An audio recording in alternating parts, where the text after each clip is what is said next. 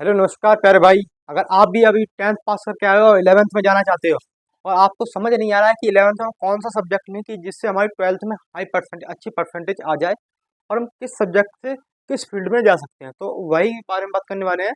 तो उससे पहले आप सब्सक्राइब कर दें और अपने दोस्तों की वीडियो शेयर कर दें जिससे भी उनका भी भला हो सके। तो देखो, 10th पास किया है, 11th में कौन सी सब्जेक्ट लें।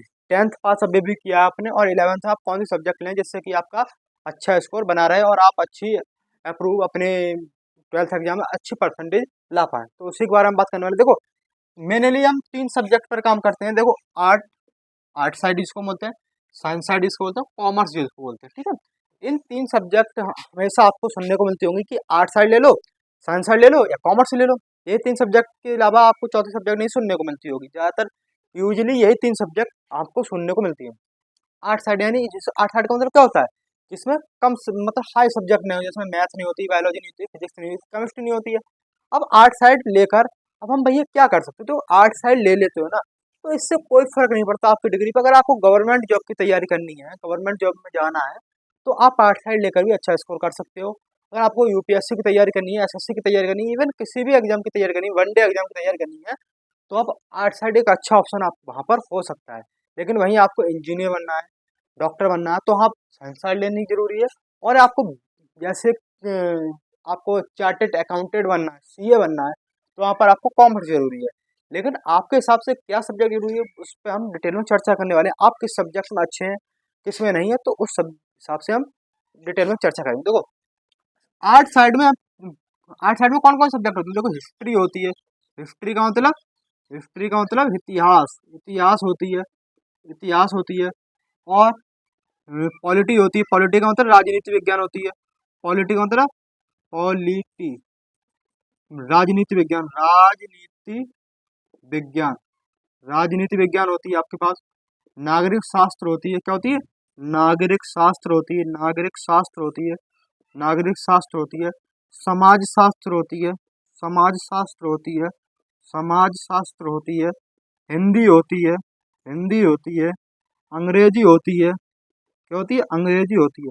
5 सब्जेक्ट आपके पास होते हैं, लेकिन यहाँ तो 6 हो गए। तो नागरिक शास्त्र में, समाज शास्त्र में से आपको एक देखनी पड़ती है वहाँ पर। ठीक है, 5 सब्जेक्ट आपके पास होते हैं। हिंदी और अंग्रेजी तो कॉमन है, और हिस्ट्री, पॉलिटी, ज्योग्राफी भी आती है यहाँ पर। भूगोल आती है, भूगोल। ठीक है, भूगोल आती है। तो आपको वहाँ पर ये देखना है कि आपको कौन सा, ये दोनों कॉमन रहेंगे और आपको इनमें से जो चाहो आप वो ले सकते हो जिसमें आप अच्छे हो। ठीक है, आर्ट साइड। अब इससे किसी किसी एग्जाम की तैयारी कर सकते हैं भैया। तो देखो, यूपीएससी कर सकते हो, यहाँ से किसी भी वनडे एग्जाम कर सकते हो, एसएससी कर सकते हो, रेलवे की कर सकते हो, पुलिस की कर सकते हो, इवन अदर किसी भी एग्जाम की कर सकते हो, सिर्फ डॉक्टर को छोड़ के, इंजीनियर को छोड़ के और चार्टेड अकाउंट को छोड़ के सभी एग्जाम की आप यहाँ से तैयारी कर सकते हो। ग्रेजुएशन यहाँ से कर लोगे आप। ठीक है, ग्रेजुएशन यानी अगर 12th करते हो इससे, तो आप किसी का भी एग्जाम दे सकते हो और फिर आप ग्रेजुएशन कर लेना तो और भी दे लोगे आप। ठीक है। अब बात आती है साइंस आर्ट में। साइंस आर्ट में 2 सब्जेक्ट होती हैं, बायोलॉजी और मैथ।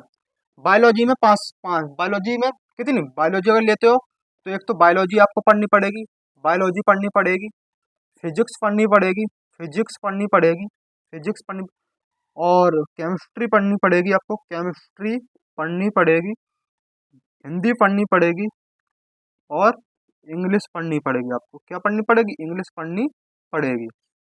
बात सही है। इसमें इसमें भी 5 सब्जेक्ट यहाँ पर। बायोलॉजी की जगह मैथ आ जाएगा। अगर मैथ लेते हो तो मैथ पढ़नी पड़ेगी, फिजिक्स पढ़नी पड़ेगी, केमिस्ट्री पढ़नी पड़ेगी, हिंदी और इंग्लिश ये आपको पढ़नी पड़ेंगी। यहाँ से ये आपको क्या करनी पढ़नी पड़ेंगी। बात क्लियर। अब यहाँ से अगर बायोलॉजी लेते हो आप, तो यहाँ पर आप डॉक्टरी लाइन में, डॉक्टर, एमबीबीएस डॉक्टर बनना है तो आप बायोलॉजी लो, डॉक्टर बनना है तो आप बायोलॉजी लो। इंजीनियर बनना है आपको, इंजीनियर बनना है तो आप क्या लो, तो आप मैथ लो, मैथ लो। ठीक है, बायोलॉजी कहाँ लेनी है? जिसकी बायोलॉजी अच्छी हो तो बायोलॉजी लेना, जिसकी मैथ अच्छी हो तो मैथ लेना। लेकिन ये चारों सब्जेक्ट आपको कॉमन रहेंगे, बायोलॉजी में, मैथ में भी। सिर्फ बायोलॉजी की जगह मैथ हो जाएगा, मैथ की जगह बायोलॉजी जाएगा। जिसकी बायोलॉजी अच्छी है तो बायोलॉजी लेना, जिसकी मैथ अच्छी है मैथ लेना। अगर जिसकी ये नीचे वाली 2 सब्जेक्ट अच्छी नहीं है तो आप इनमें से कुछ मत लेना, फिर ये लेना आप। ठीक है, और कॉमर्स लेते हो तो आप यहाँ पर चार्टेड अकाउंटेंट बन सकते हो। इसकी सब्जेक्ट की मुझे नॉलेज नहीं है तो इसके बारे में आपसे बात नहीं करूंगा। हम बात करेंगे आर्ट साइड और साइंस साइड के बारे में। तो अगर आप 11th में हो तो आप देखो, अगर बायोलॉजी लेते हो तो यहाँ पर 70 नंबर का, यहाँ पर ये 100 नंबर का पेपर होता है, मैथ का 100 नंबर का पेपर होता है, और यहाँ पर ये 70 नंबर का पेपर होता है। तो यहाँ पर आपको 30 नंबर प्रैक्टिकल के मिलते हैं, 30 नंबर प्रैक्टिकल के मिलते हैं। और फिजिक्स केमिस्ट्री का तो 30-30 का होता ही है प्रैक्टिकल, तो यहाँ पर आपको 30 नंबर प्रैक्टिकल के तीनों मिलते हैं। तो यहाँ पर हो जाता है 90 नंबर का प्रैक्टिकल, और यहाँ पर मैथ का 100 नंबर का होता है, तो यहाँ पर फिजिक्स और केमिस्ट्री के होते हैं, तो यहाँ पर आपका 60 नंबर का ही प्रैक्टिकल रहता है, और इनका 100 नंबर का हिंदी और इंग्लिश का पेपर होता ही है इंटर में। तो अगर आप इनमें से किसी सब्जेक्ट में स्ट्रांग नहीं हो, किसी भी सब्जेक्ट में आप नील हो बिल्कुल, आपको लगता है कि मैं पास नहीं हो पाऊंगा, तो आप आर्ट साइड लो भाई, आराम से पढ़ाई करो, ठीक है। अगर आपको लगता है कि बायोलॉजी मेरी अच्छी है तो बायोलॉजी अच्छी है, तो मैथ मत लेना, मैथ तो बायोलॉजी ये ले लेना। अगर आपको डॉक्टर में बनना है, आगे चल डॉक्टर ही बनना है, तो आप क्या लेना, बायोलॉजी लेना, ठीक है, साइंस आर्ट से बायोलॉजी लेना। अगर आपको इंजीनियर बनना है, आपको लगता है कि आपकी मैथ बहुत अच्छी है, कमाल की है, एनडीए में आप जाना चाहते हो, तो एनडीए में जाना चाहते हो, मैथ लो भाई, मैथ लो, एनडीए का पेपर देना चाहते हो तो मैथ लो, मैथ लोगे तो आपकी मैथ स्ट्रांग होनी चाहिए यहाँ पर, ठीक है। ये छोटी मोटी मैथ से काम नहीं चलेगा, स्ट्रांग होनी चाहिए, तभी आपके हाई परसेंटेज बनेगी बहुत अच्छी वाली, ठीक। हाँ, तो हमने बता दिया आपको कि 10th के बाद 11th में कौन सब्जेक्ट लें। आप आर्ट साइड भी ले सकते हो, और साइंस आर्ट से बायोलॉजी भी ले सकते हो, मैथ्स भी ले सकते हो। कॉमर्स तो आप रहने ही दो भाई, कॉमर्स ले लो, अगर आपको सी वगैरह बनना है तो कॉमर्स लो, फिर इन दोनों को स्किप कर दो आप, ठीक है।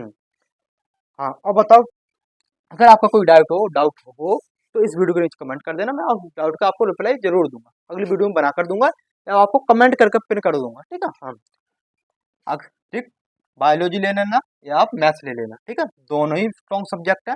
अगर बायोलॉजी अच्छी नहीं है तो मैथ ले लो, और मैथ अच्छी नहीं है तो बायोलॉजी लेना, ठीक है। हाँ, और फिजिक्स केमिस्ट्री तो भाई कॉमन है, फिजिक्स केमिस्ट्री हिंदी इंग्लिश ये तो आपको हर हाल में पढ़नी ही पड़ेंगी, ठीक है।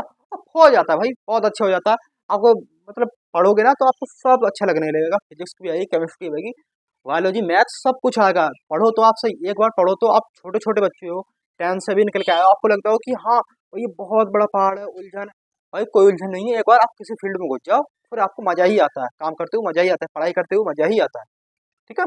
हाँ, तो वीडियो को लाइक कर देना, चैनल सब्सक्राइब कर देना, ओपन तो शेयर कर देना, और अगर कोई भी डाउट हो तो वीडियो के नीचे कमेंट कर देना, मैं उसका रिप्लाई आपको अवश्य करूंगा, ठीक। नमस्कार, धन्यवाद।